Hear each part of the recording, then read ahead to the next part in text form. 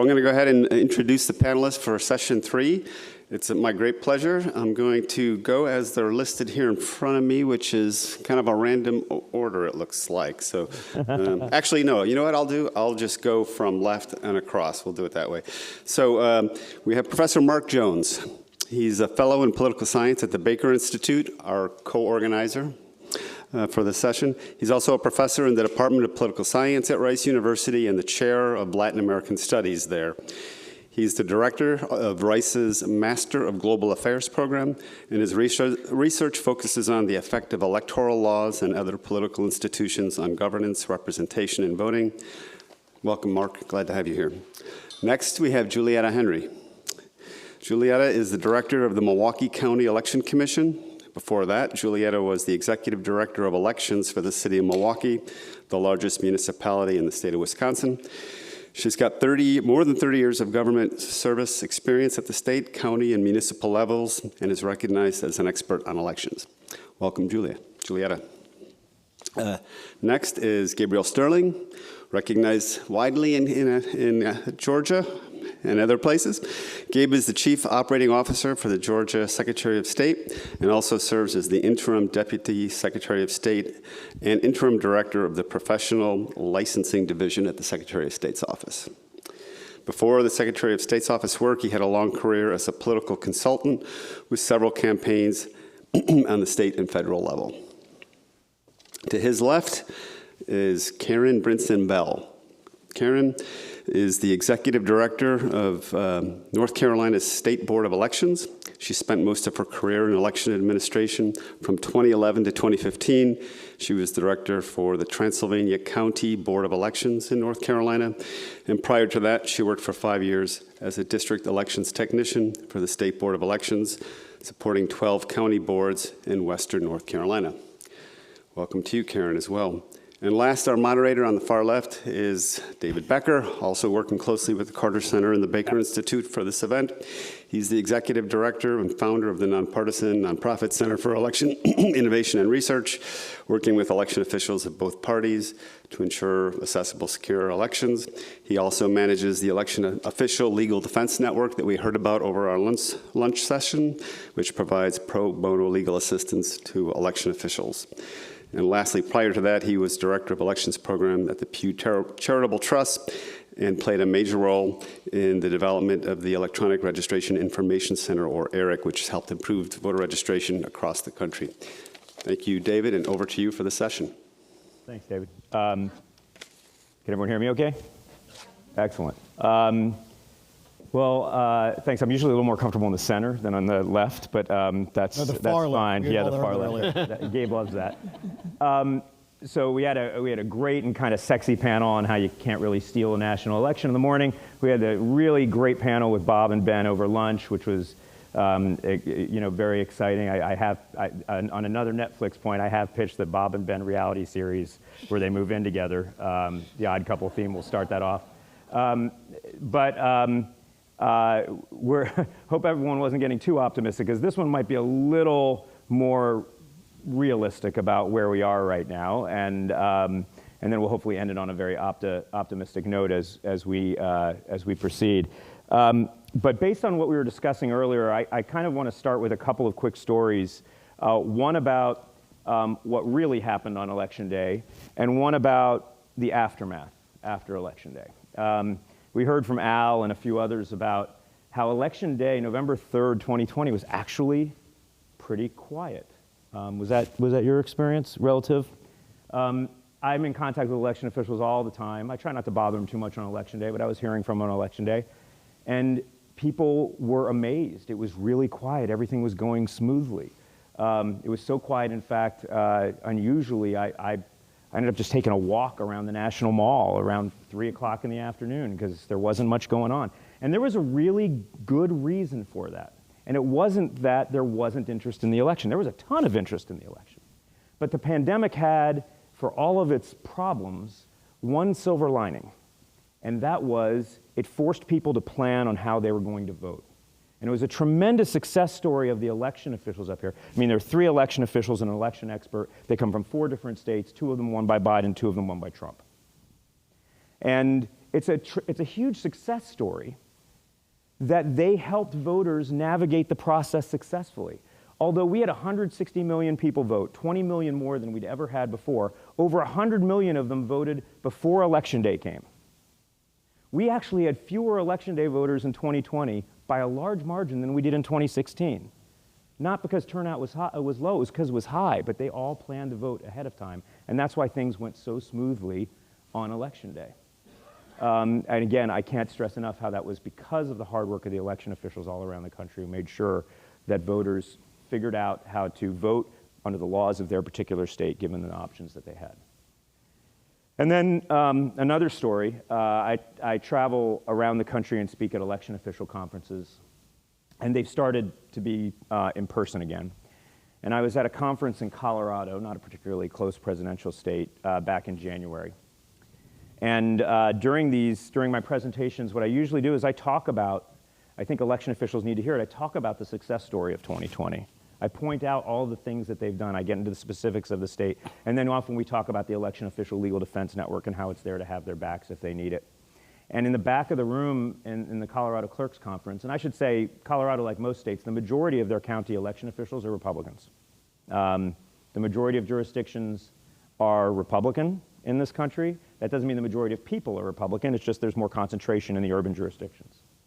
So there was a woman in the back crying while I was speaking. This is not the reaction I usually get when I speak to election officials, although it has become much more so recently. And she came up to me afterwards and she said, "Can I give you a hug?" Again, not the reaction I get most of the time.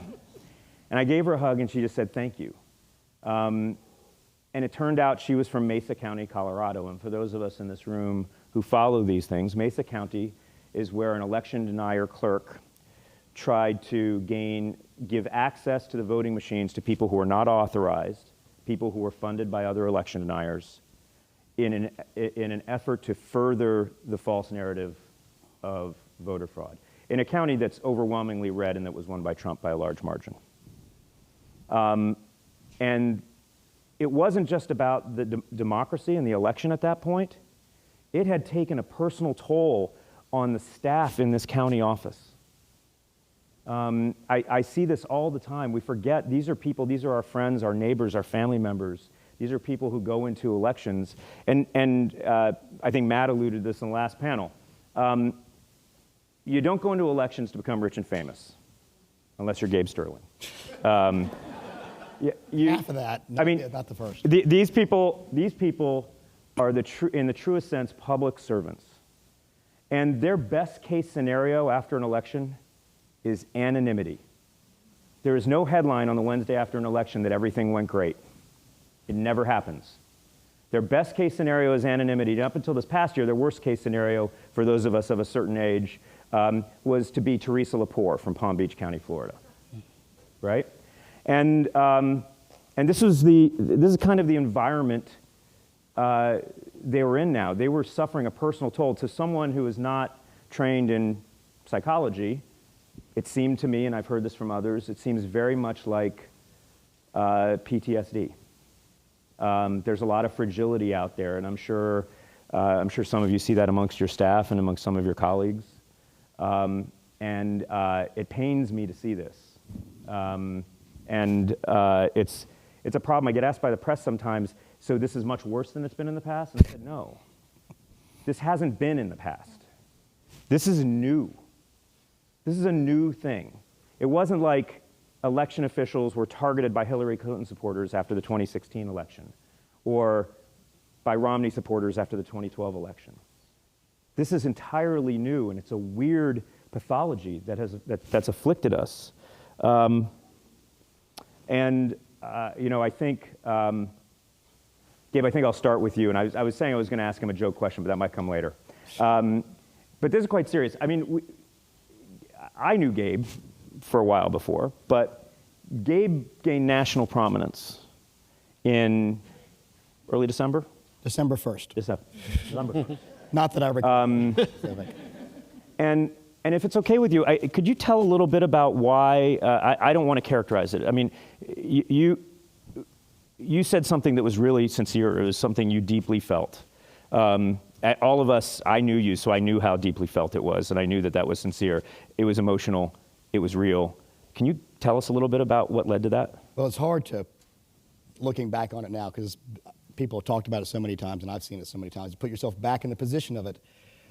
On December 1st of 2020, I was at an event a few months ago of elections officials, and somebody said, how many of y'all still refer to 2020 as last year? Everybody raised their hand, because we're all still dealing with everything.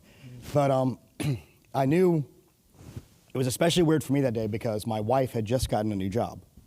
So that morning I said, baby, today is all about you. And we were going to go out to dinner and do stuff. I turned off my phone after I gave that talk and walked away. Now, what had happened was around, let's call it 1 o'clock, I was at lunch at a little place down the street from the Capitol called Manny's, which is owned by the great nephew of Manuel Maloof, who owned Manuel. So this is a little rebranding there for any of you locals who know this. It's a Democrat hangout, but I go there because no lobbyists, no other government people go there. And I get a call from the project manager from Dominion Voting Systems who says, and she's pretty much a badass. I mean, MIT, was in the Navy, just very strong logistics person, and her voice was audibly shaken over the phone that one of their contractors working in Gwinnett County had come under threat. And at this point, I was sort of hearing these things all the time. Like, okay, we'll look into it. So I kind of got my phone out and said, well, it's on Twitter, that's the biggest one. As we all know now, a couple of QAnon crazies had gone in there with a video camera because we have a law in this state that all your processes have to be public, and they were videotaping it and giving their own commentary, having not a clue what they were talking about, and saying they got this guy's name, and they were talking over the video, and they kind of made it out into those 4chan channels and with the crazies. And there was a tweet that came out, had the young man's name, a very recognizable last name I'd found out too, because they also tracked down his family and started threatening them and harassing them. So I heard that, and then I saw this thing that said, the young man's name, you've committed treason, may God have mercy on your soul. And it had a GIF, or a GIF, however you want to say it, of a noose in the sun slowly turning. And at that point, I don't know why that particular thing made me snap, but I just kind of snapped. And I got, anybody who knows me, I get red down here and kind of works its way up when I get really angry.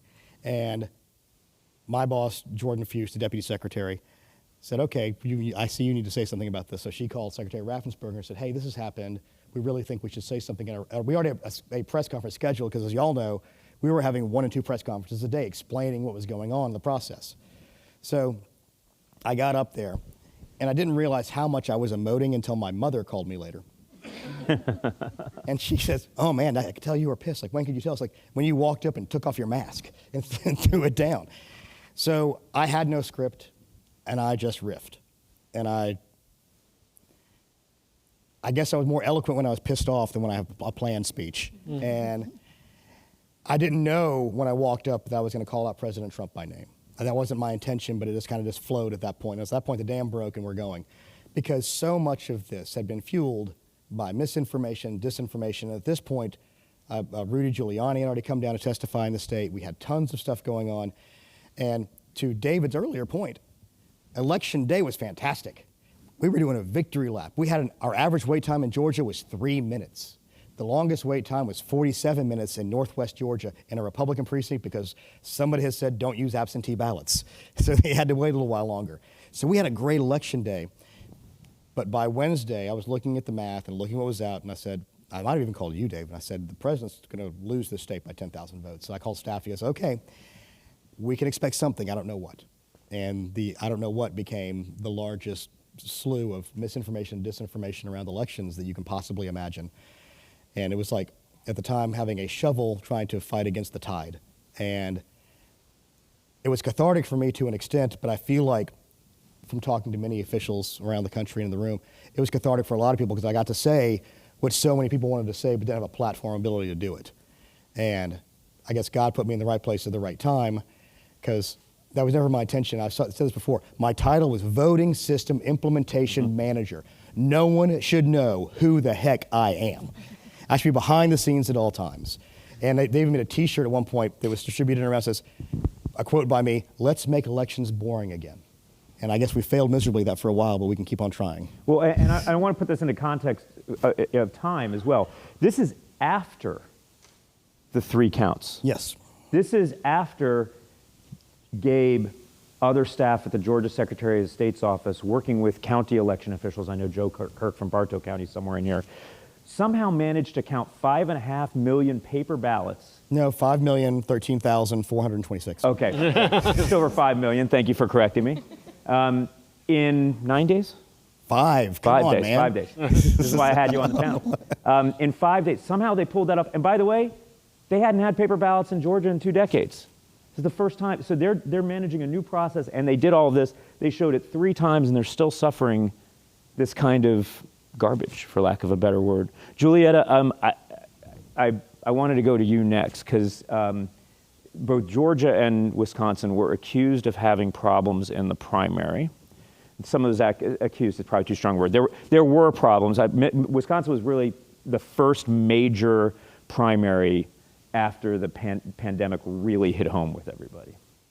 And there were, I know you guys faced just incredible challenges, but I'd like to actually fast forward to what you learned and what happened in November, what you saw in Milwaukee, the most populous jurisdiction in Wisconsin, and kind of what the aftermath was afterwards, given that Wisconsin was relatively close, just over 20,000 vote margin. Sure.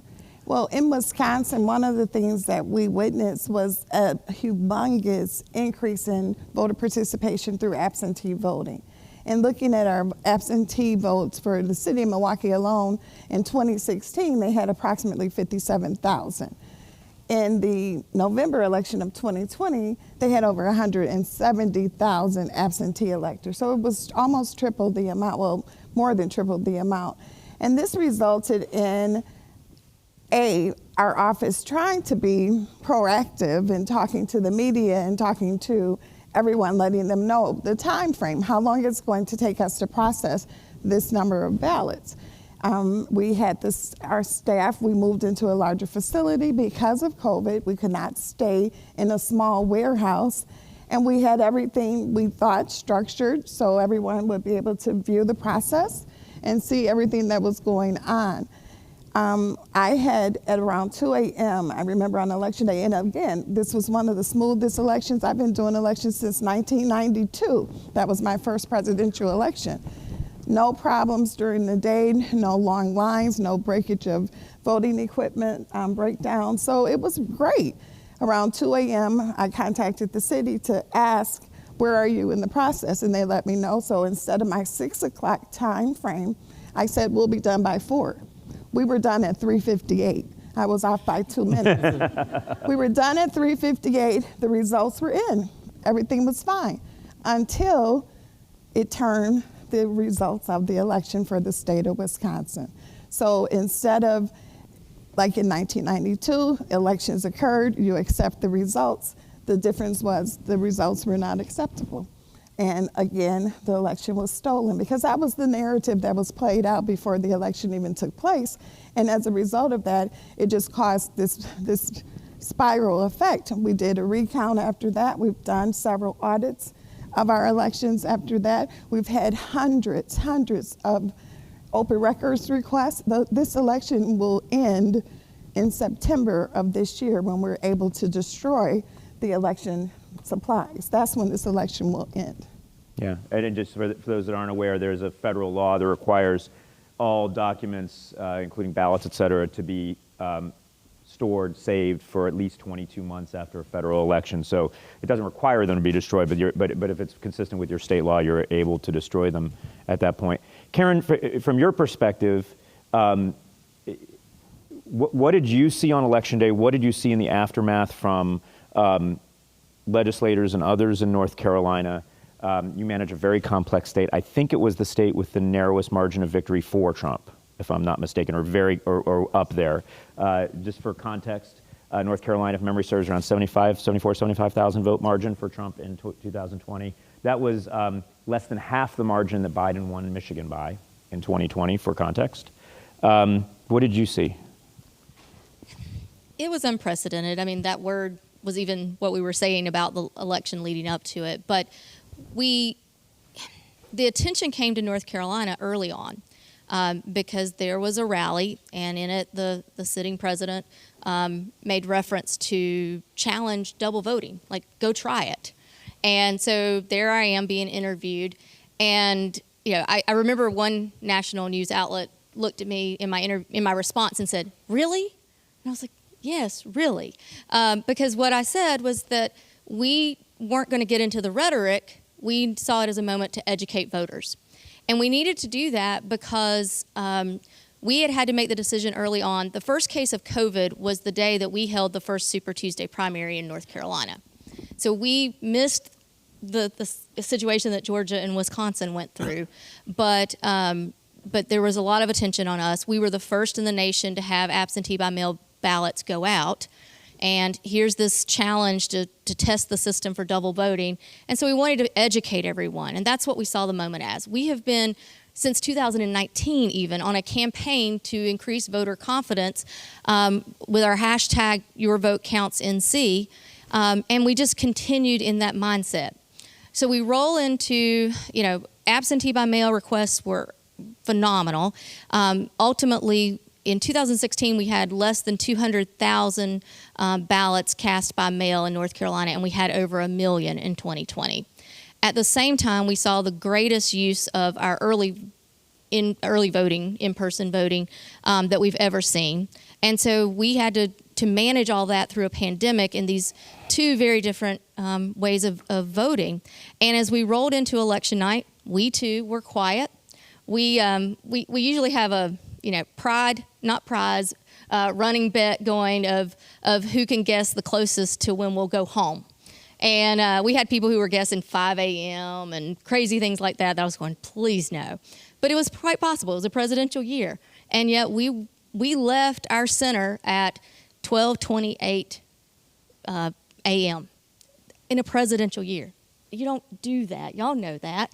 And so I had told them we do themes around our conferences, and 700 election officials at a conference together, and we had a basketball theme going because I'm home to the NC State Cardiac Pack and the Survive and Advance, and we had this going throughout our conference that year. And I told them that we're going to succeed and we're going to have our one shining moment. And the day after the election, things had gone so well that we actually had a video montage to one shining moment. And then it changed. And we started seeing protesters outside of our offices, much like we've referenced. I never thought anyone would even know what my name was. And there I'm looking out my office window where I've had to be escorted in and seeing my name on a poster saying, "What is Karen Brinson Bell doing with the ballots?" And things like that. And it's not what we know. It's not at all. And to the extent, as we've gone into this year, we've already conducted elections since 2020, and they went off successfully as well with the same procedures and so forth. But we had a speaker at our last state conference who's from the Department of Homeland Security, and to your point about PTSD, he has drawn comparisons from veterans that he's worked with and election officials, and just similar to you, we were virtual, so I couldn't get the hug, but I got emails saying, thank you for having him, because it validated what I'm feeling. And, how do you deal with that? But our theme now is that we're heroes, because we are. Every single election official in this country is a hero. Yeah. And we focus a lot on the people at the top, at the secretaries of state and the state board. We're talking down to the volunteer poll workers, who give a lot of themselves to do this. Something you said struck me because it resonated with conversations that I've had with so many election officials all over the country. And I asked them, on November 3rd and 4th, how'd you feel? And almost all of them felt like they had just won the NCAA tournament. They were high-fiving. They didn't know they were going to pull it off. The primaries were incredibly tough. They were under incredible stress. They and their staffs were getting sick. This was how you can't conduct an election by socially distant. You can't do it. Can't do it virtually. And they felt like they had pulled it off, and they had no idea what onslaught was coming towards them. And that almost that elation of the reality of success being bombarded by all that negativity afterwards, I think was... It was a whiplash. Yeah. It was a huge whiplash. Yeah. Mark, you've studied elections a long time, and in Texas in particular, I remember looking at the Texas early voting numbers as they were coming in. They were off the charts compared to anything we'd ever seen. I think Texas had by far its highest turnout for any election in its history. What have you seen in Texas, both in the immediate aftermath of the election? Of course, we know a lot about how the legislature and others have been talking about elections in the months and years after. Well, probably the biggest effect was we had a lot of worry about fraud, even though we didn't have any evidence of fraud in Texas, and no one, in general, the Republicans did very well. It wasn't like 2018. They stemmed the losses of 2018, and they didn't lose any, their net gain, didn't lose any U.S. House seats, lost one state House seat that they flipped back, didn't lose any state Senate seats. It was a good election for Republicans. So the narrative tended to focus on other states, well, there were problems in other states, but not really here. And if there were here, maybe it was in the Democratic counties. They did some audits. They couldn't find anything there. The biggest effect, though, occurred in the 2021 legislative session and special sessions, in that a large proportion of the Republican base, the people who vote in Republican primaries, have been convinced, both from Trump on down to many state officials, that there is a serious problem of fraud.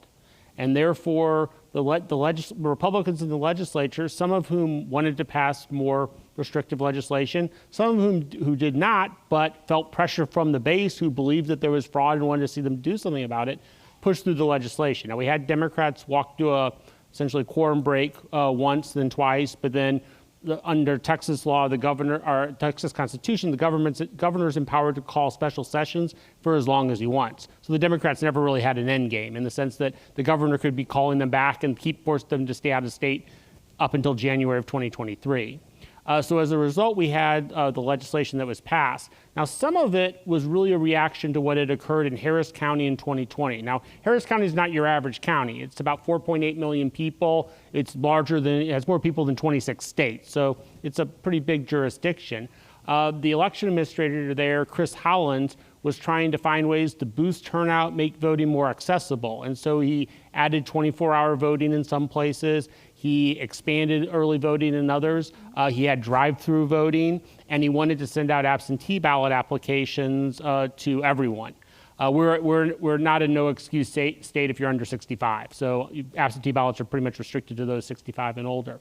The legislature pushed back, and the Republicans pushed back against all three of those reforms. They were able to block the mailing out of the absentee ballot applications, and they were able to eventually block, after they've been working a while, the 24-hour voting and the drive-through voting. So the part of the legislation that was passed during 2021 essentially eliminated those aspects. So it eliminated drive-through voting, eliminated being able to mail things out, absentee ballots out, and eliminated 24-hour voting. It also, though, moved a little beyond that, in that for mail voting, it added some new requirements. In terms of having to put down your driver's license number or your social security number or the last four of your social on the ballot. And as Texas, in the same way that Texas did a very poor job of implementing photo ID back in 2014, it did a very poor job of implementing this reform, in that there was no education campaign and there was no realization that you have a substantial number of registered voters who don't have a social security number or driver's license number on file. So therefore, they could not actually do it the way that the law is designed to do it. And then there were just little things like the print was so tiny that many people forgot to put it down because they couldn't see it. There was red where they should sign, but black where they should put their driver's license number. So we had, in our recent primary, we had a large number of ballots invalidated because of that. And I think even worse, on the Republican side, we had about an 80% drop in Republican use of absentee ballots in the Republican primary compared to 4 years ago. And Democratic side is more about 15 or 20%. But Republicans have effectively scared their voters, at least in Texas, so that those individuals who used to be reliable vote by mail people no longer want to do it. So really in Texas, we didn't have issues of attacking the accountability. Our attorney general decided to try to go to other states and tell them that they'd done things incorrectly. And he's, in spite of the fact that he's under indictment for felony securities fraud, he's under investigation by the FBI for influence trading and rewarding, essentially using his office to benefit a campaign donor. He's been engaged in extramarital affairs. He steals pens at county courthouses. Despite all of that, he's going to continue to be our attorney general. He's going to defeat George P. Bush by about 30 or 40% on May 24th. So for us, really, the consequence was not so much a discussion in the state of fraud. It was more this broader narrative of fraud leading to a pretty substantial change in our election administration. And it also tied into that we had increased during the Trump years. We had a strong conflict between the state government and the Democratic counties because they could no longer fight against the DC because DC was Trump. So the focus was on the counties. And so the sort of tension and Republican narrative essentially attacking counties and cities continued with elections, with Harris County, I think, being the biggest bearing the brunt of that. Yeah, I mean, you just said so much in there that it might be a little bit bigger in Texas because everything's bigger in Texas. But it actually applies to so many of the places that we're talking about. I mean, I note your point about Republicans doing well down ballot was literally the case everywhere. Everywhere. If you look at I believe it's every single toss-up congressional race in the Cook Political Report went to Republicans. Republicans gained seats in state legislatures throughout, and I know there were analyses of ballots in Georgia and Arizona in particular, where you could see that the weakness on the ballot for Republicans was not at the bottom of the ballot, it was at the top, where you'd see ballots that were all Republican with a blank presidential race, and these are paper ballots. These are in many cases hand marked, where you can see a voter just chose to either vote for no one for president or vote for Biden, and that was pretty consistent across the states. And so you get this weird dynamic, and Texas is one of these places, but I've seen this in other places, Wisconsin and elsewhere, where a lot of the legislators who are considering a lot of these laws were actually elected and given power on the same ballots that they're raising doubts about. Their authority comes from an election that they say wasn't legitimate. And Theirs was fine. And there's, yeah, exactly. And literally the same piece of paper we're talking about, right? Yeah, exactly. Counted by the same technology and audited by the same election officials. Over and over and over again, we see that dynamic. One of the things we've seen a lot, and one of the results we've seen, in addition to some of these laws that have been passed in states, and I don't want to characterize all of them. I think to some degree, and I think we'd probably all agree, I think there's been too much of an effort to lump them all into one big bucket as being equally bad, and I don't think that's true. There's a lot of provisions in them that are bad, and there are some laws, I think Texas might be one of the worst examples of very little good in there. But in addition to the legislation, we've also seen this push, often from legislatures, to do what they call forensic audits. I should tell you, having worked in elections a long time, that is a meaningless term in this context. It doesn't actually mean something. It doesn't exist.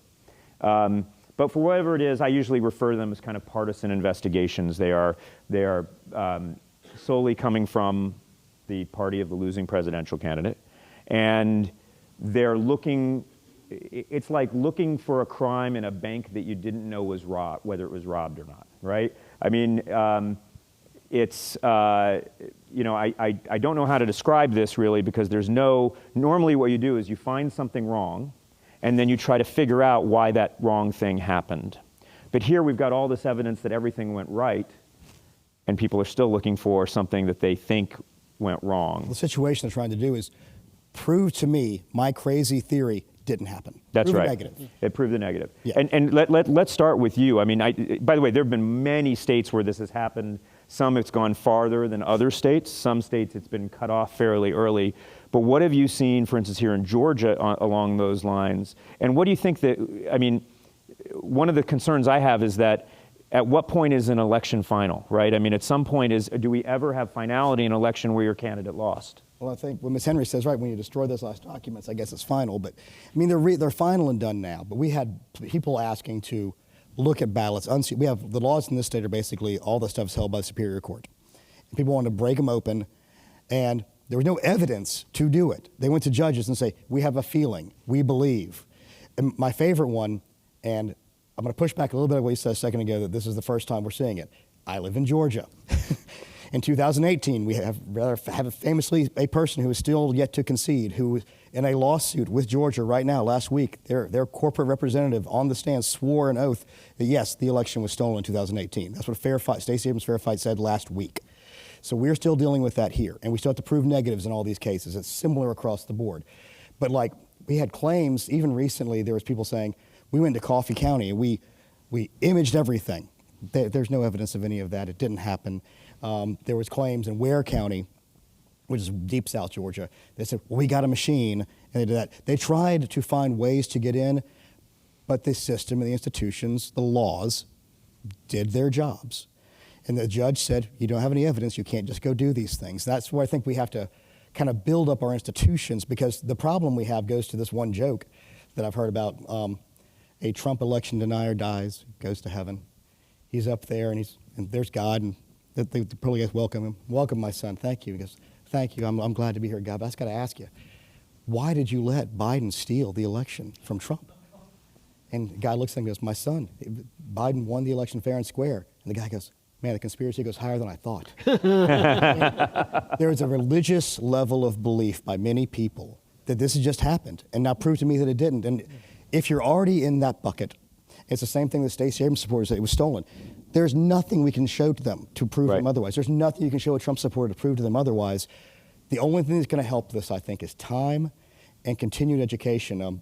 We were talking earlier about some of our county elections officials, and Joseph Kirk is here today from Bartow County. He was doing his logic and accuracy. As I said before, our laws allow people to come and look at all our processes. No one ever comes to logic and accuracy testing for your voting machines. It's just not a thing. But this time, two showed up. Pure and T, dyed-in-the-wool Mike Lindell supporters. And Joseph spent 45 minutes talking to them, walking them through it. Did he change their minds 100%? I doubt it, but I bet he laid some foundation that the truth will then eventually break through. And I think a lot of it's going to be time, and the other thing is, it's impossible to keep rage going for 2 and 3 and 4 years. It's just you burn yourself out. And the people can't accept that over time. I pray you're right. But one of the things you just said strikes me, and it relates to something Al said in the earlier panel this morning, which is one of the troubling aspects of all this is this grift, and there's no other word for it, is targeted at the millions of Americans who are sincerely disappointed in the outcome of the election. They preferred Trump to Biden. That's their right as Americans, whether you disagree with them or not. And the vast majority of these people are not violent. They did nothing wrong. They just preferred Trump to Biden. And they're the targets for this grift. The Biden supporters aren't going to believe this. They know the election was secure, and they don't have any countervailing interest there that's working against that. But the people who are, where the anger is being developed and maintained, and the division is being maintained, these are largely Trump's own supporters who are being targeted because if they're not angry, they won't donate. And I think this is one of the problems, and it relates also to another aspect that you and I have talked about, Karen, which is, and you mentioned this a little bit too, Gabe, the counties they're targeting now as they're trying to pick them off, these are largely red counties. These are red counties where they think they can, because there are people in the county commission or county election officials who also are sincerely disappointed in the outcome of the election. They think they can pick them off and get them to conspire. There was an article in Reuters just yesterday about yet another county, Elbert County, Colorado, where a clerk appears to have subverted his own duty and given access to voting machines to someone he shouldn't have done that to. Are you seeing this in North Carolina? And also, if you can, talk a little bit about the toll it's taking on some of the election officials. We're in that Reuters article. One of the counties in North Carolina has been targeted. But let me talk high level and then a county specific level.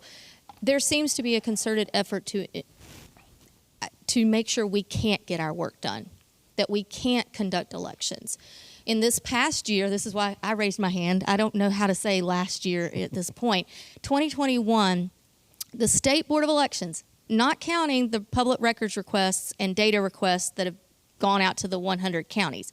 The State Board of Elections, we received just data requests over 750 last year. And we have one of the most robust sets of data of any state in the country available publicly on our website. It is a huge burden to try to respond to those. And a lot of them are coming from the same people seeking the same falsehoods to prove that we're wrong, prove our lies, that sort of thing. And where we are this year is already, if we keep tracking, we'll be over 800 data requests. And that's separate from public records requests, which are on par with that. And the counties are getting them too.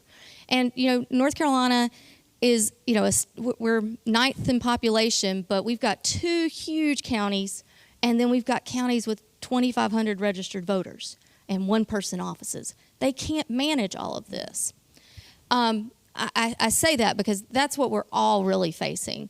And North Carolina wasn't and hasn't been in the big spotlight, but because we're purple, before purple existed, I guess that's drawing some attention to us and the fact that we are the 9th largest state.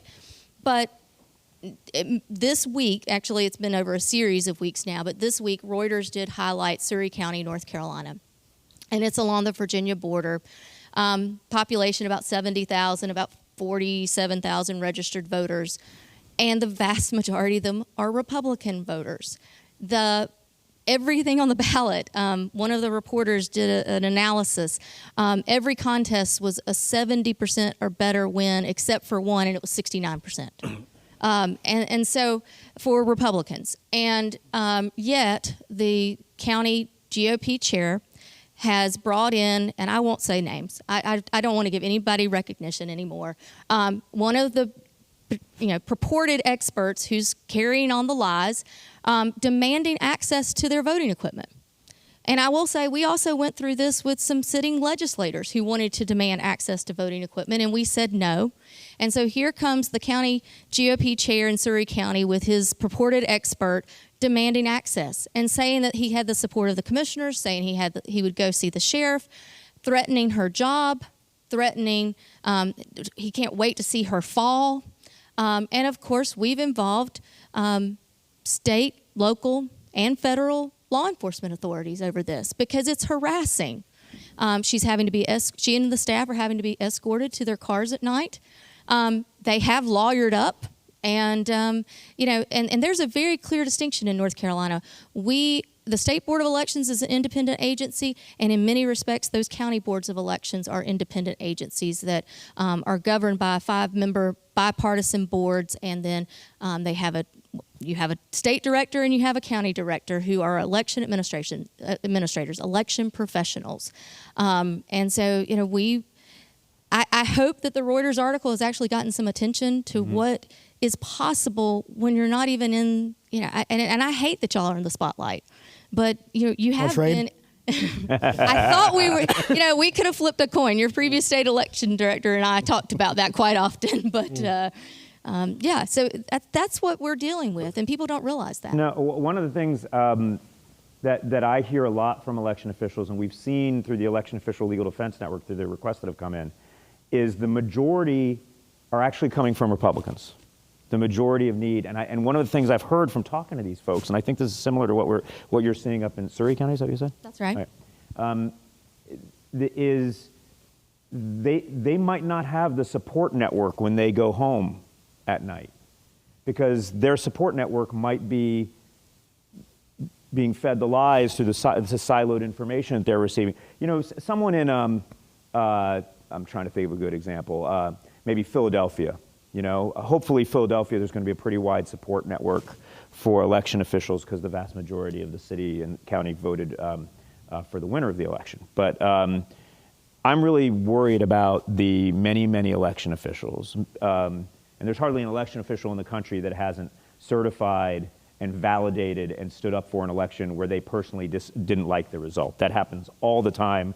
not everyone gets to do it as publicly as Gabe maybe, but that's how it works. And that's really remarkable. Do you think this is burning people out, burning election officials out, and do you think it's designed to burn people out, like the public records requests?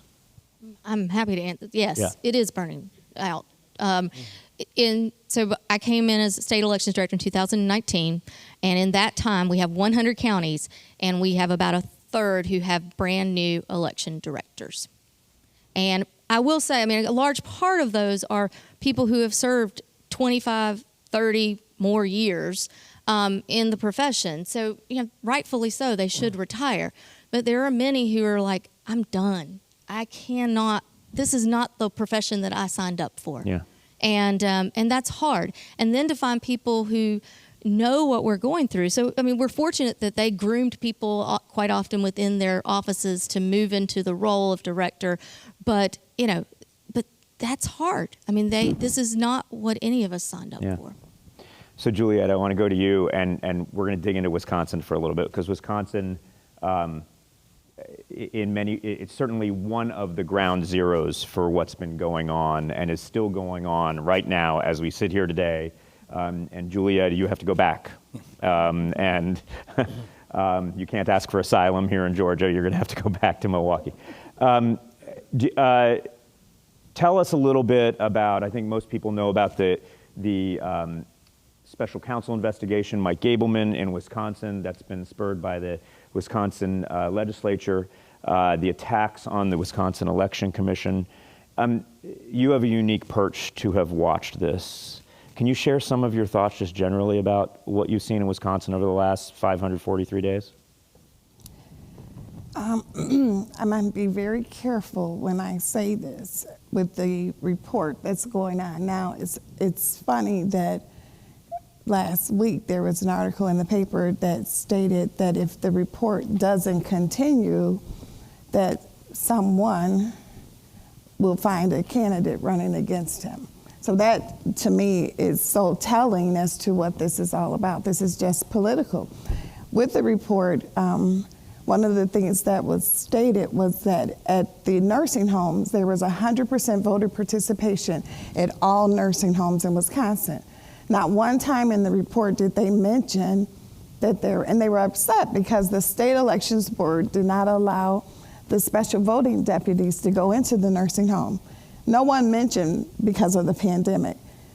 No one mentioned that in the report because parents of those individuals who were in nursing home, their daughters, their children could not go into the nursing homes either. So the report came out that 100% voter participation because they assumed that individuals within the nursing home voted those ballots, and that's why they had 100%. Well, no one asked us any questions, but we did get a call from one reporter, and they wanted to know could we provide them with that information. And our staff, we were able to do that along with the city of Milwaukee. We were able to go through, get all of the requests, pull it off of our system, and it was not 100%. So facts are real important because that's what people aren't looking at. They're not looking at facts at all, and they're making up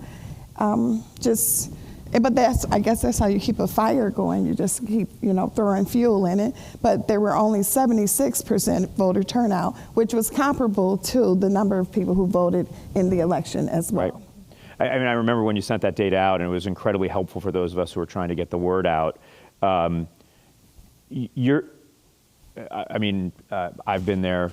Bob and Ben have been there. We've talked with a lot of election officials. You probably have a unique perspective on this, but there has been a targeting of individual election officials by political leaders in Wisconsin, and I totally respect not necessarily mentioning names here.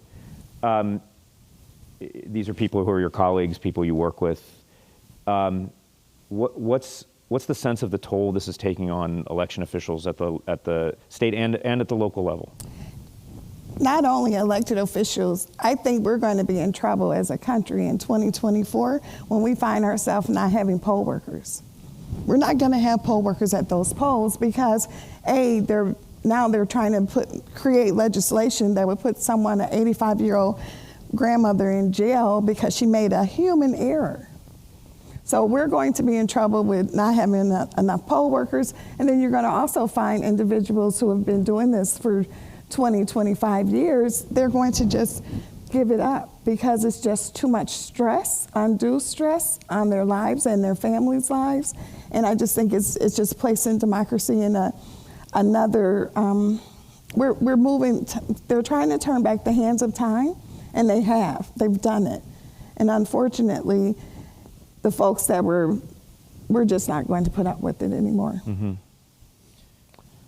On that front, she stole my thunder on the poll worker thing. We're talking about election. Yeah. Because the reality is there's so much institutional knowledge with those poll workers, regardless of system. How do you deal with the situation? How do you deal with people? How do you do all these things? That's an important thing.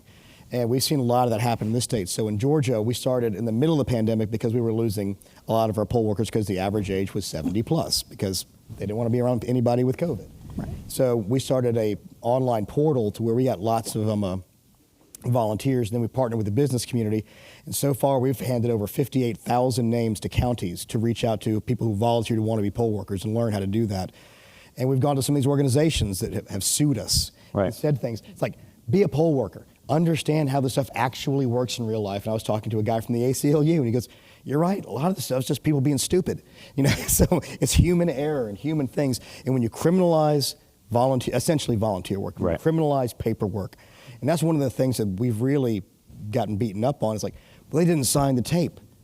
Is the tape different from what the outcome? Well, no. They put it in the room, and there was nobody to sign for it in the room. I was like, well, did anybody touch it again? Well, no. And people want to throw out tranches of ballots because there's a little break in paperwork when the overall canvas of chain of custody and canvas of information and following the voter from the request to being sent out, to being filled out, to being sent back, accepted, signature match, 2 times, all of that. We did a signature, we had, to going back to having a standard to begin doing investigations, everybody in the world wanted us to investigate Fulton County signature match. We had no viable claim of it not being done by anybody who would have any direct knowledge. In Cobb County we did, and it was in one of Trump's filings. So we said, okay, it was in during the primary, but there's something there at least to go do. And it was really funny on the infamous phone call. Secretary Raffensperger says, well, Mr. President, we're doing this in Cobb. He goes, we don't care about Cobb. Who's talking about Cobb? And then I think Ryan's like, well, in your filing, you didn't. Cleta Mitchell goes, yes, sir, we actually did put that in our filing. So we sent GBI agents, Georgia Bureau of Investigation, it's SOS agents out there for 2 days to look at 15,000 signatures. It was 10% of the 150,000 that came in. They found, I believe it was 2 that should have been gone through the cure process, but they went and found them out. The right individual voted the right way. And there was nothing there. And poll workers have real hard work to do. Elections directors have real hard work to do. And making it harder and harder on them. And thank God for Gavrio and our elections officials who came to testify to the state legislature. They tapped the brakes really hard on some stuff that was, to quote somebody, security theater. It wasn't real. All it was burden everybody and harm our ability to do our jobs. Yeah. So it's very difficult because on one level, people say, why are you passing these election integrity bills, quote unquote? Because there's millions of people who don't believe in it. It's like, well, they're being lied to. It says, yes, but still they're feeling you need to do something to say, this is really how it all works. And in our bill, again, I'm going to do both siderisms here. Everybody hates that. Before we passed a single bill in Georgia, a month beforehand, the website domain Jim Crow 2.0 was bought. It did not matter what we passed. The left was going to weaponize it to raise money and undermine people's thoughts in elections. The same way the right has it's a stolen election. Both sides have to stop, and the incentives are completely skewed. Lying about elections and weaponizing them raises money and gets your base spun up to turn out. Now, the stupid part about the Republican one, especially in January of 2021, your vote doesn't count. It's terrible. They're stealing it. Well, I guess I'm going to stay home. But no, go out and vote in the runoff. I mean, it was the psychological thing was exactly the opposite. Right. When somebody says your vote's being suppressed, what do you do as a human being, an American? I'm going to do more of that harder. So it turns people out. Yeah, especially when you're talking, midterm elections, 2018 was an unusually high midterm election turnout. But 2014 was unusually low. I don't think anyone really has a very good sense of exactly what's going to happen in 2022. But it's likely that about a third of the people that showed up in November 2020 will not show up in November 2022, meaning less than half of eligible voters will show up. So you've already got people defaulting to not voting, and then you're telling them it's hard. Or that their vote doesn't matter, or that the election is rigged, and it's going to be a problem. And Mark, I want to go to you because something Gabe and Karen both said I thought was really interesting. You were talking about kind of the administrative gotcha that they're trying to, you missed this particular signing of a tape or whatever, and you talked about kind of the inundation of public records requests on election offices, which is creating a very real and possibly intended bandwidth issue for these election offices. And in Texas in particular, we also saw an effort by the legislature that actually almost is intended, or it seems intended almost, to increase the chance of chaos and confusion post-election. What we should be doing is obviously trying to establish stronger guardrails so that election officials can just do, as for instance, the Georgia Secretary of State's office did. This is the way it is. These are the rules. These are the laws. We're just applying them, and this is what it came out. And one thing I'm thinking about in particular with Texas is. Ben Ginsburg calls it the weaponization of poll watchers. Under Texas law now, under SB 1, if partisan poll watchers are given free range, basically, to go anywhere in the polling place and pretty much do anything. Yeah.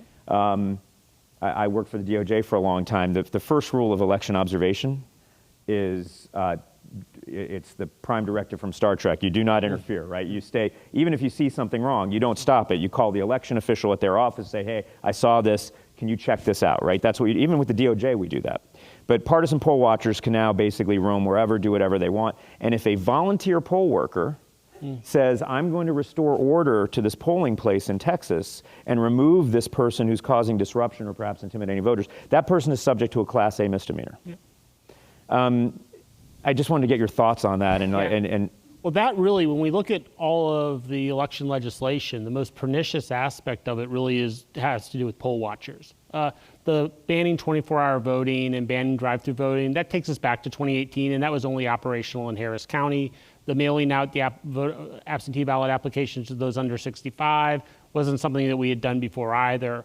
One of the things, though, that really sort of changes the nature of voting in Texas is the empowerment of poll watchers, who now have both the ability to go pretty much except right up to where the person's voting. They have the ability to do anything and everything. They also have the ability to use their phones, which no one else can do. So they have the ability to record, take photos, and if they believe a crime has been committed, submit it to the Attorney General's office or the Secretary of State. So the chilling effect, particularly on more vulnerable voters, there's a strong potential there. We were also just talking about poll workers.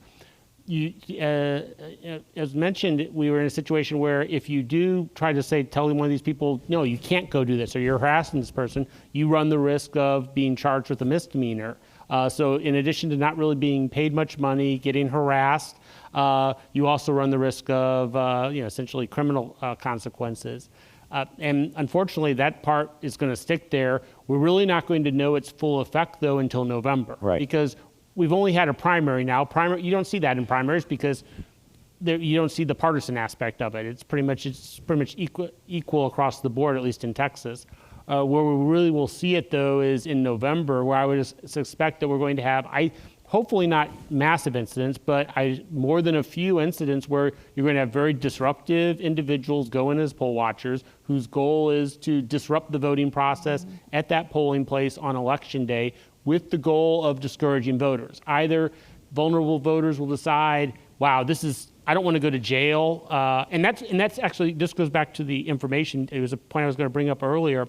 We did a really large study after voter ID. And I did this with the Hobby School of Public Affairs over at the University of Houston, where we surveyed non-voters and we asked them why they didn't vote.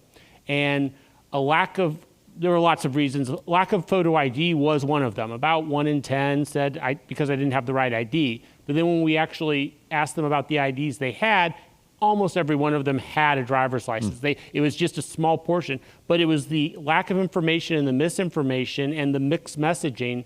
And mixed messaging from Republicans saying if you're not eligible to vote and you don't have ID, you're committing a felony, and Democrats saying that that there's a Republican effort to keep you from voting and to suppress the vote. And so at the margins, there was a group of voters that simply decided, I think I have the right ID, but I'm not sure, so I'm not going to vote. And so that aspect of the law is the one I'm probably most concerned about, and I think the one that has the greatest potential to cause problems, especially on election day, where I live in Harris County, election day is going to be a disaster in November. The combination of these enhanced poll watchers, we have new machines that really aren't very well designed for. We have a long ballot. We about 100 offices get voted on, so it's essentially blanking on the name of it, but you have to use 2 legal pieces of paper. It doesn't work. We had a lot of problems during the primary process, and if you sort of take and then poll workers aren't going to be there. So if you have fewer poll workers, inexperienced poll workers, machines that are new and jam, plus fewer poll workers because of threats, plus other people in there sort of trying to muck the process up, it's a recipe for chaos on election day. And like I said, while Harris County is just one county out of 254, we do have close to 5 million people. So Yeah, I think it's the 3rd largest county in the country. I yeah, think. 3rd largest. Yeah, and we'll be ahead of Cook in a little bit too. Yeah, I mean there is a. I don't know if you saw some social media after the French election of people trying to dunk and say, why can't we run elections like France? They just got everything done so quickly and so easy. We have some of the most complex ballots in the world. Hundreds of races, pages of races. It is not uncommon for Florida and California to get to 10 plus pages on their ballot. When you run a race that has 1 race on it, it's easier. Yeah. I know that's not a surprise. Okay, so we're going to go to questions now. So if you have any other questions, get them to staff of Carter Center. I'll start off. This is a really good question. So oftentimes criticism of the way the legislative process worked this time comes off as criticism of legislatures for considering ways to improve election administration. And I don't think for any of us in this room that's what we're doing at all. I mean, it is entirely appropriate for legislatures, lawmakers to look at what worked, what didn't work, and try to figure that out. And one of the things I always talk about is talk to the people who really know it best, which is the election officials of both parties, and try to figure out. And for instance, Kentucky did a really good job of that this past time. That was one of the rare states where Democrats and Republicans came together.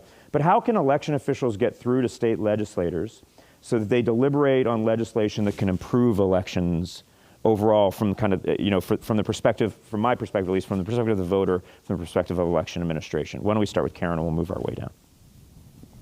It's challenging, and we try to work with our legislators. We have legislative liaisons, but we do worry that if we go forward with things that are the nuts and bolts and in the weeds, that's not sexy enough for what's going to get the votes and the headlines and so forth for them as legislators. Because but we have worked through it. I mean, I will say that while there's a difference, the party difference between our legislature and our governor, we've managed to, in 2020, to have some pretty significant legislation that did help us get through the pandemic and to conduct the election successfully. Since then, there's been some criticism of me. I don't think rightfully so, but and that's kind of created a little bit of a wedge. But even right now, as we've dealt with some new HAVA funding and so forth, we're having constructive conversations. So I'm feeling fortunate, but I don't know that that's the case other places. Okay. Well, the first rule I go to anybody, show up. So a lot of our elections officials at the county level are they've got their elections board, then they got a county commission, which are 2 separate entities. The elections board kind of makes policy decisions. The county commission gives them the money, which I consider giving the money probably the most important part of a lot of this thing. But one of the good things is now in our state, they've made some moves to allow the association to kind of have a stand internally and then explain it to legislators. I'm an optimist in a lot of this stuff. Legislators want to do things right to make the best outcomes for all their people. We went through a ridiculously crazy time here in Georgia. And one of the bad things that happened was the leadership in the House, the leadership in the Senate, as a way to try to protect their members, said, introduce whatever you have to keep your people at bay, which of course then became fodder. There was going to be an elections bill in our state and probably in Texas again, because you're going to have new voting systems in there in Milwaukee and other places. We had a brand new voting system. We had paper ballots for the first time in 20 years, and we had a pandemic and learned a lot about that. There was going to be an elections bill. 90% of that SB 202, the Election Integrity Act, was written in our office because 90% of it is simple, day-to-day. How do you make the election run better?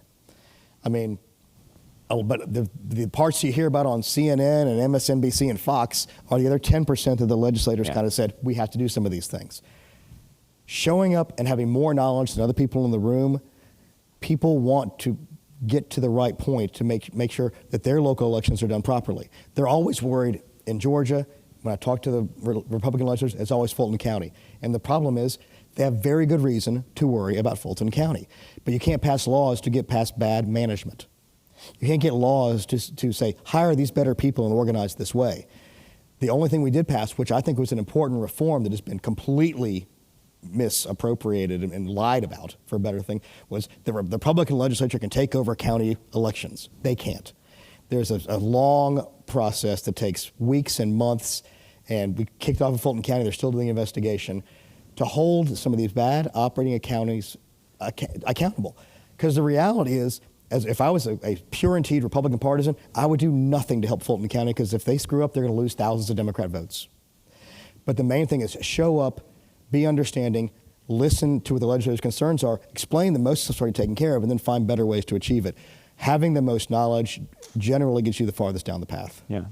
Julietta, if memory serves, Wisconsin is similar to Michigan and Pennsylvania in the sense that mail ballots can't be processed until Election Day. Do I have that right? And in 2020, like in Michigan and Pennsylvania, election officials from both parties begged the legislature to allow them to process, expecting the tripling that you saw. It was more than that in places like Pennsylvania and Michigan. And the legislature did not act. The Michigan legislature acted in a minor way. They allowed some of them to be started the Monday before, but not upon receipt or not weeks before. And that, of course, that led to what we were talking about this morning, a massive education effort to say, hey, listen, it's going to take us some time to count these. I mean, there's just no way around that. That's a great example of something that you could see a reasonable functioning legislature get together and say, we should listen to election officials and fix this, and maybe we add some other things on there that we like and do something. Is there any effort in Wisconsin? Is there any hope that that kind of this rational consideration of potential policy changes could occur? Well, they did meet to talk about it, but it was, again, they proposed and created a bill, but they'll give you a piece of this, but you don't want that, but that has to come along with it. So it ended up being vetoed by the governor. It did not go through, and as a result, we still cannot start processing absentees until the Tuesday at 7 a.m. And we're going to have the same problem we have a gubernatorial election coming up in November, and the primary is in August. And it's going to be the same situation and the same scenario. And Wisconsin, for those of you who don't know, Wisconsin is one of the more decentralized states in the country with regard to election administration. Do you all have the capacity to come together cohesively and kind of express some policy opinions across party lines, Democrats and Republicans from around Wisconsin, right. say this thing? There is a county clerk association, and there's also a municipal clerk association that we're both a part of. And we work with them to make sure that our voices are being heard. However, when you have a assembly or a senate that does not represent a particular party, then certain things will just will not happen. And that's what we're finding. And that's why it's so important that a national law, a national election law goes into effect, because then everyone will be doing the same thing. What we're finding is, because of the laws in Georgia, some of the laws in Texas, people are confused. Individuals in Wisconsin are saying, oh, now you can't give out water in Wisconsin. We never have that. That law is not on our books. That's on Georgia's books. And New York's books. Right. And so for 100 years. And so everyone's so confused with all the different election laws. And that's why it's real important that we have one nationwide election, move that John W. Lewis bill and make something happen, because it's too much confusion across the country when it comes down to elections. Mm-hmm. Mark, in Texas, you've got 254 counties. The blue counties are very few and very, very heavily populated. Is there any effort in Texas to kind of coordinate a cross-partisan group of election officials that might have some influence in the legislature when they're considering future policy changes? It's pretty limited. Everything is hyper-partisan, and particularly during, as I mentioned earlier, during the previous 4 years, Governor Abbott and sort of the Republican leadership, the tool they used to mobilize Republicans as to have a common enemy was generally the Democratic-run counties and cities. So Mayor Steve Adler in Austin, County Judge Lena Hidalgo in Harris County, Mayor Sylvester Turner in Harris County. Those were not so much the blue counties down along the border, but more the big urban counties. And so those election administrators, it's almost, they can't work really with any of their fellow Republicans.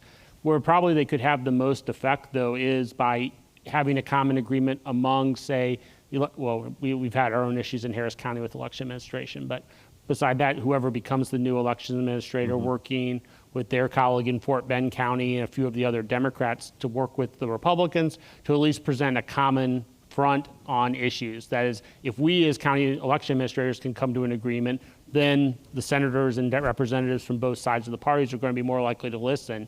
But up until now, particularly our legislation was far more a reaction to demands by the Republican base in light of what they believed to be the case, even though it wasn't the case, than it was an attempt to actually improve the functioning of elections in Texas. Now, that doesn't mean there weren't some aspects of it that will improve the functioning, but the real demand for that legislation was the narrative coming out of the 2020 election, not a sophisticated review of Texas elections and deciding we need to make these minor changes to improve the functioning. It was far more politically driven, and especially after the first Democratic quorum break and then the second Democratic quorum break, there was no room for bipartisanship. And in some ways, Democrats did lose some negotiating ground when they did, especially after the second quorum break, because the Republicans just rammed it through. Whereas there might have been an ability to block some things. Maybe just a short answer going down the line on the same kind of issue. Do you have hope that to some degree the fever will break and there will be some efforts in your states to kind of reset and rethink through some of the election policy discussions that are going on? Are you starting with? I'm going to start with you. Sorry. No, let's start with Mark. Let's give you a break. In Texas, I think as long as Donald Trump is a major actor within the Republican Party, it's going to be difficult. Not impossible, but difficult. I would say, though, after his departure from the scene, it would be there is a greater likelihood of finding common ground. We haven't lost that, at least privately. Where we've lost it's publicly, the ability to actually work together in a public light and defend that to the base in a public manner. Mm-hmm. And that's the part that Trump makes incredibly difficult, because in Texas, at least, I do polling about every 3 months, and he is far and away the most popular political figure among Republican primary voters. And as long as that's the case, it's going to be tough for any aspiring Republican politician to really challenge any narrative that comes from him. Julietta, do you have hope? I have hope. I do see a shift in some of the things that are going on, and the atmosphere is changing, but I also know that I agree with you that as long as certain people are in place, that it's going to be harder for our states to make the necessary changes, but they need to do that, and I do believe that we'll see it in our days. We'll see it in our days. After all, Georgia did win a national championship finally. So there is some hope. Yeah, and Gabe's already an optimist. So, what do you think? Do you think kind of the tone of policy discussions and the substance of policy discussions is likely to elevate? Oh, I'm an optimist, but I'm not crazy. Okay. I mean, here's the reality. In Georgia, again, we're ground zero because the gentleman we keep on discussing, who becomes central to all discussions around election denial, has endorsed people in this state. There was a poll out today saying that my boss, Secretary Raffensperger, is up 11 points over that person's endorsed candidate. So do I have hope? My hope has gotten better since this morning. Mm-hmm. But at the same time, I sit up here as a Republican. I'm a very proud Republican. I think I've been very clear about that in every public statement I've ever made. And the ability for me to stand up and say Trump was wrong about this and this is a real election gave me some credibility. What I fail to see from the other side oftentimes is watching this weaponization. And the President of the United States, the current one, came to my state 3 miles that way and said anybody that supported SB 202 was George Wallace and Lester Maddox and Bull Connor. That was morally repugnant. Morally repugnant. Weaponizing these things on both sides, what's causing the inability to have any real discussions around them. This is the backbone of democracy. We don't need a federal law. We need people to stop lying about what all the laws do. One of the biggest defenses we have of our entire system is there's 50 states with thousands of jurisdictions. The last thing we need to do is start making things uniform. That would be terrible. One size fits all is a terrible idea. What works in Colorado does not work in New York, does not work in Georgia, does not work in Florida. That's a terrible idea. But you can't sit and say one side is so terrible when the other side uses the same kind of rhetoric and tries to get people's emotions to raise money and win votes. It's wrong when both sides do it. And I know I'm sitting in the Carter Center, and he was a man of peace, but I can't sit here and say that one side is completely awful, the other side is just saints. They're not. And the reality is, if you are a person of the left or a person of the right, you have to call out the BS of your own side if you want to be credible in these arenas. Karen, you get to follow that. I should have taken it. I should have taken it at the Run on beginning. yourself. But my initial reaction is, I don't answer questions like that typically because we're getting into something that's rather partisan, and we stay in the middle, in between the rails, and conduct elections. And what I'm going to be looking at is, yes, I'm going to be curious as to what the outcomes are, because I think North Carolina is going to be an interesting litmus test. We have some very competitive primaries, and a lot will be decided in North Carolina's primaries, and it's putting factions, the splintering of the party on notice. And to be clear, so the hope I'm talking about is the hope that the professionalism of election officials is going to guide these conversations. Right. I'm not talking about progressive or conservative policies. Not as long as both sides are doing this. Okay. And where I'm getting to with that is that, to potentially some of those outcomes, this litmus test that North Carolina may be, and that's just me talking personally, may determine the conversations we're able to have. Right now, my focus is to have conversations with the legislature about how to have adequate personnel working in our state elections office to address being critical infrastructure and the fact that we need consistent funding and so forth. Am I hopeful of that? I am, because we're telling our story. It's very obvious, but I do have to be concerned because. If people who believe that the 2020 election was stolen are the folks who become elected, we can't have those same civil conversations that we're having right now. All right, I'm going to go to this next question. I won't make you decide between door number 1 and door number 2, Karen. This time I'll start with Julietta. What are you most concerned about regarding the 2022 elections? What's your biggest concern? And is there anything we can do to prevent it? Well, one of my biggest concerns right now is not having enough poll workers. I think all municipalities are running into issues with individuals who are resigning. The average age of a poll worker is probably 70 years old in Wisconsin as well. And I think that's going to be problematic for the municipalities to conduct their elections. Another concern that I have would also be just educating the public to making sure they understand the process and knowing, and we always have had observers on election because we utilize central count, but making sure people understand the process of how voting works and the process of absentee voting, as well as the process of, after the election, conducting the canvass, inviting them to participate in the process so they'll know and they'll see it firsthand. So both of those, we're talking about poll worker recruitment and kind of voter education, and right? Do you feel like you have adequate resources to do those for this year? Well, one of the things that every state is dealing with, we don't have adequate resources. And last year, in 2020, we were able to get grants, and now the state legislators do not want us to be able to get certain grants. to help us with that. We all were in the middle of this, the great pandemic, and we all needed assistance. The city, for example, they purchased more voting equipment. In order to process 175,000 absentee ballots, you needed more than 850, which were the machines we were using with ES&S. So they needed to purchase 4 more machines, or they had a total of 8 on election day. And so we hopefully we have enough equipment and we have enough supplies in place, but to do a public relations, an effective public relations marketing strategy to go out to tell people what's going on, that does take extra money, and that's not something that's placed in our budgets.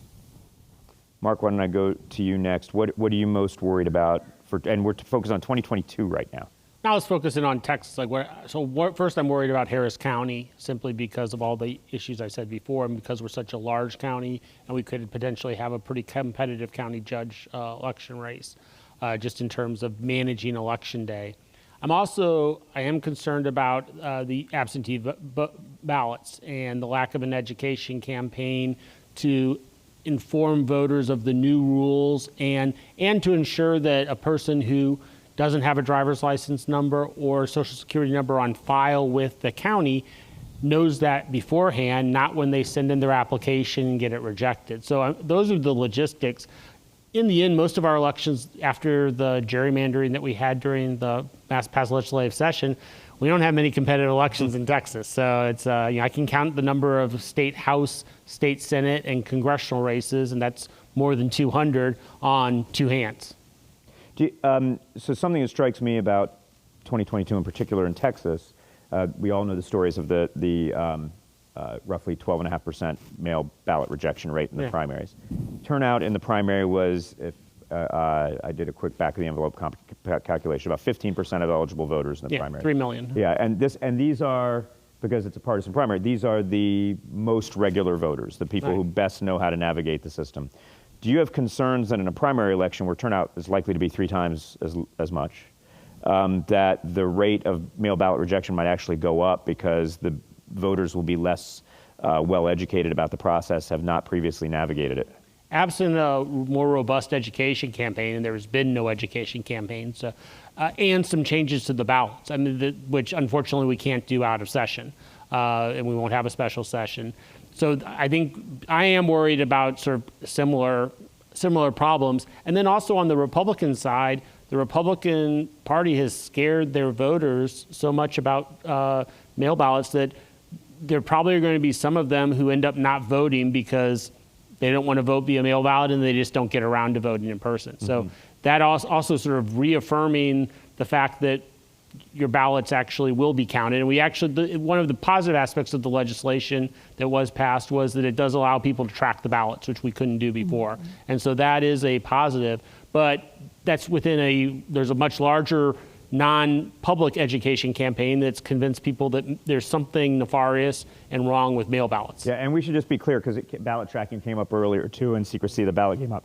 Ballot tracking is like tracking a package. Yeah. You just know where the package is. You don't know what's in the package. Yeah. So you don't know how someone votes, but you know when your ballot's been received by an office, things like that. Which we didn't have, and previously we had no real way to know that your ballot was even rejected. So we also had problems with our mail ballots where people's ballots would be rejected, but they would never know, and so they had no opportunity to go and cure it. And often it was because just the signature didn't match. Right. Karen, what are you concerned about from your perspective? At this point, we've not had a lot of changes in North Carolina, but the workload, all of it, we've not stopped. And that's what's worrying me, is when does the fuel tank run out? When does exhaustion take over? And, we have unforced errors, as they say in baseball. I know. Actually, I think that's tennis. Baseball is just an error. Just an error. Yeah. Sorry. Sorry, if you're going to get into sports nowadays, you better be ready. Where are my baseball friends? So, but all that being said, it's one of those times when I know these folks have done everything that they need to do to be ready for this election. We started early voting for our primary yesterday, and things went pretty smoothly all in all. But we have not stopped since that since we went home from the polls in 2020, and at what point do we just have those unforced errors that, that does then weaken the confidence, and that's the hard thing, and keeping people motivated, finding that within myself so that I can give speeches that quote Captain America, and we talk about whatever it takes. So it's finding that inner strength. Gabe, what are you most worried about? It's interesting because we basically do constant risk assessments inside the office and talk to county elections officials. Their big worries are the same things, poll workers and such like that. I guess my internal big worry is a mitigation of a couple of things. We obviously, like everybody else, had that gigantic increase in absentee ballots. I think we will go back to our cultural normal level. We historically did 3 to 5%. Are we going to go back to that? I doubt it. We'll probably go to 10%, which means what I anticipate is a lot higher use of early voting. And when you do that, you have to, is managing people's times in line for that. Because what happened last time is we had everybody wants to go on the first day. So guess what? There's a 5-hour line. There's a 5-hour line. Well, don't go on the first day. Don't go buy an Apple iPhone on the first day. But we're working with most of the big counties to have line management tools so they can go on a website or on their phone and say, okay, the line's 30 minutes now, I'll go here now. Trying to manage that and make sure they have enough equipment out. Election day, I have zero worries, none. I mean, this will be I don't even know how many times we've used this election equipment. There's people who had special elections who've used this equipment 7 times now. So I feel good about that. So we don't have Dominion techs here anymore. I think the people generally know those things. And I hate to say this, my biggest worry as always is going to be Fulton County. They don't have an elections director right now. They kind of messed up on trying to hire one. We talked about this last night with one of yours. Tried to take him from me. Yeah. The problem is they told the paper they were taking him before telling him, so he couldn't tell them. So You would have been lucky, but I'm thankful. And he would have been a very good fit, I think, very good for Fulton County. They have very serious problems. It's our largest county. It's 10% of our voters, and it's where the media is and everything else. So every problem you see is in Fulton County. They try to blame the entire state of Georgia. When we had the headline, you said the worst thing you do was meltdown of the Atlanta paper. Yeah. It was because Fulton County had to go out and get nearly 300 poll workers the Friday, Saturday, and Sunday before the election. They had never seen the election equipment. Guess what? They didn't know what to do. So that's what's going to happen. So that my biggest worry logistically is going to be around early voting, and then the unknown unknowns and crazy claims of proven negative this didn't happen this way. That's always going to be there now until we get past it. We've got one more minute. One of the things this is not a question. It's more of a just a thought. We've heard several people express concerns about attrition, about burnout, about the toll that it's taken on everyone from secretaries of state down to volunteer poll workers. I'm very concerned. I keep hearing the 1/3 number. I'm hearing this across states. 1/3 of people are leaving, which is huge, by the way. And that's a concern because you're losing all of the election professionalism we've built up, especially over the last 20 years, since Carter Baker, since Presidential Commission on Election Administration. And that loss would be enough, but then the other question becomes, what replaces it? Where's the passion right now? And I'd just like to say a note to, nothing personal, Mark, but to the 3 election officials in particular, and to the other election officials in this room. If you just stand up for a second, if you currently or formerly served as an election official, or even volunteered as a poll worker. I can't see you, so don't worry. Just go ahead and stand up. Just thank you.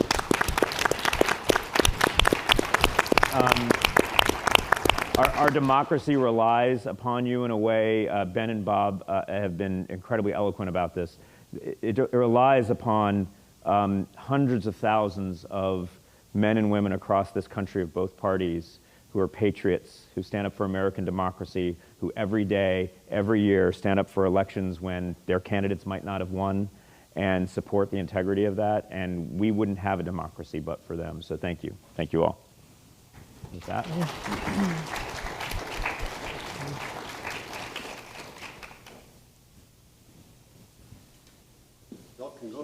That's great. Thanks to the panelists, everybody. Thanks again.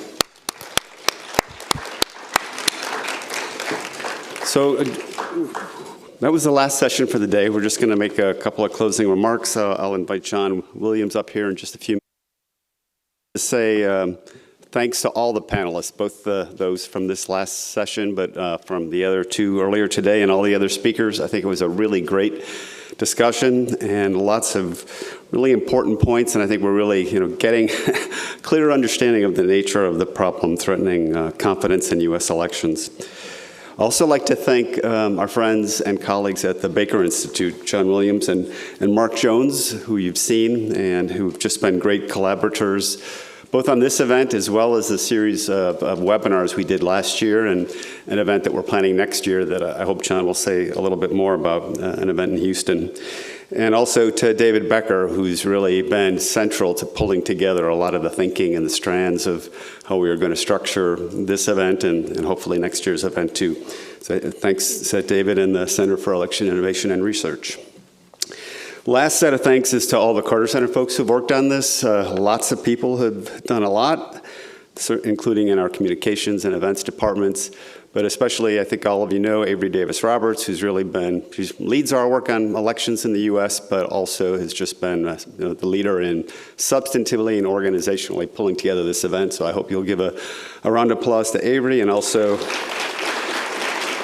working with her, Rachel Lastinger and Gael Zayimana, who've interacted with probably all of you as well. So thanks to all of them.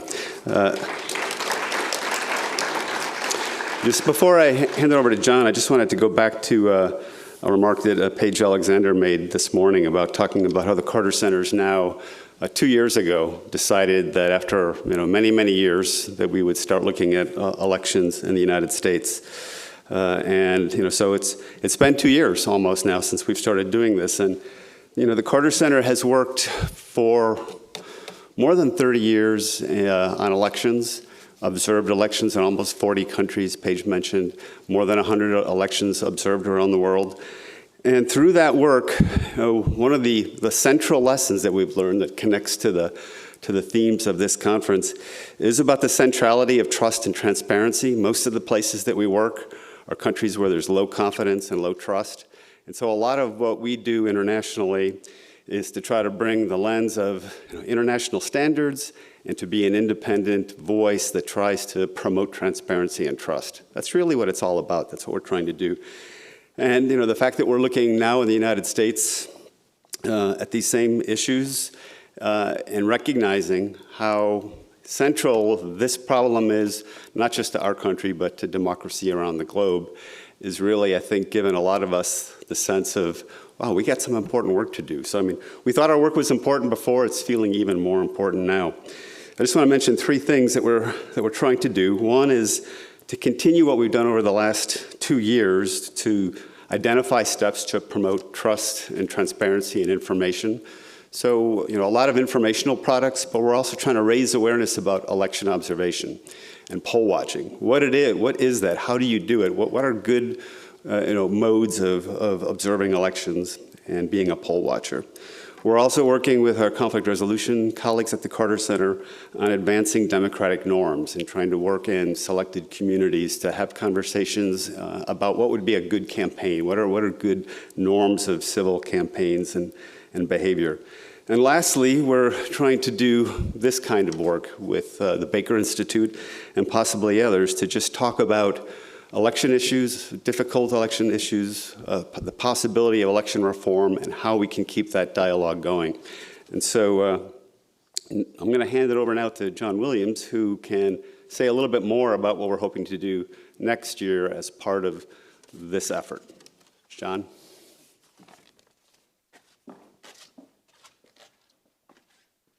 I'm sorry to see Gabriel leave. I hope he comes back and can hear me. I wanted to say that if his mother's watching, she's going to call afterward and say, Gabe, your neck was getting red. But you got to love the passion, and if he could figure out how to bottle that, he'd be in elected office and not working for somebody that is. On behalf of Mark and I and the Baker Institute, I want to thank everybody and echo all the thanks that David gave, but especially to the panelists, to David Becker, but especially for working with David and Avery and Paige and Soya and the whole crew here. It's been very first class. We appreciate it. In the meantime, please watch out. For about a year from now, we're going to have a second of events. To use another sports analogy, this is going to be a home and home.